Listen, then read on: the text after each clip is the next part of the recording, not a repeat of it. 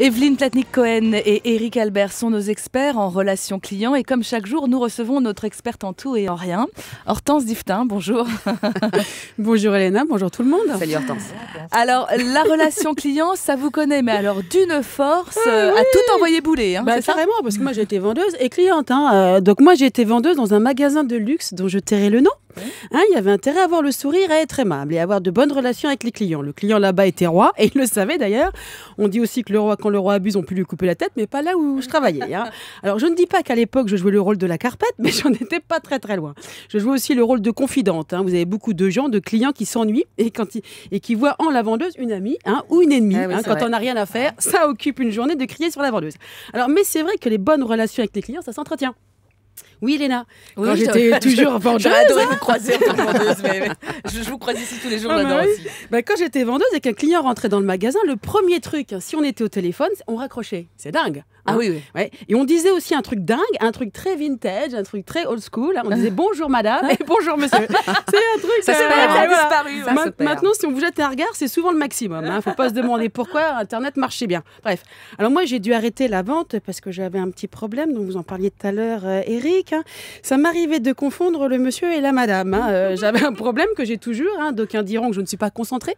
Je le sais, Eric, que j'aurais dû faire plus de tours à la machine à café. Ça, c'est rapport à une autre émission qu'on a fait sur la concentration. C'est que je ne reconnais pas les gens. Non, mais ça, je rigole pas, c'est vrai. Je suis absolument pas physionomiste. Moi, je confirme, c'est vrai. Je ne pourrais pas non plus être témoin pour la police. Je n'imprime pas la tête des gens dans ma tête. Alors, c'était un peu gênant pour reconnaître le client, parce qu'une des choses primordiales donc, dans la relation avec les clients, c'est d'au moins de les reconnaître. Voilà. Alors, je me suis vue plus d'une fois discuter avec un chaland, lui vendre de la marchandise, car je suis une personne très agréable. Donc, le chaland m'aime bien, donc il achète. Mais le chaland ne repartait pas avec son paquet. Je le confondais avec un autre, pas le paquet, le client. Alors, je me souviens rattraper le client dans la rue pour échanger le paquet. Le paquet, les échanges, le paquet. Donc, là, je m'égare. Enfin, le client n'est pas le roi ni la reine partout. Et même des fois où même les gens, ils oublient que s'il n'y a plus de clients, il n'y a plus de commerce. Moi, quand je fais mon shopping, je suis rarement la reine. Vous n'allez pas dans les mêmes boutiques. Non, je n'avais pas les boutiques là où je travaillais. Et encore, quand je rentre dans une boutique, soit on me saute dessus, et là, vous n'avez qu'une seule envie, c'est de déguerpir, soit vous attendez 20 minutes que la vendeuse, elle ait fini de raconter sa soirée de la veille à sa copine pour éventuellement, si ça ne la dérange pas, vous passez le 40 ou le 38.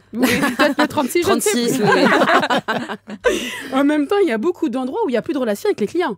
On est avec les vendeuses. Prenez les supermarchés. La relation avec les clients, elle a disparu. Elle a été remplacée par une carte de fidélité.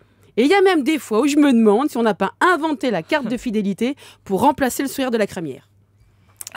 Et voilà. Enfin, alors, on retient qu'Hortense n'aime pas qu'on lui saute dessus. Non, elle n'aime pas qu'on lui saute dessus. Ça dépend comment. Voilà, c'était la phrase du jour d'Éric. Et elle rentre éventuellement dans le 36. Merci Hortense en tout cas.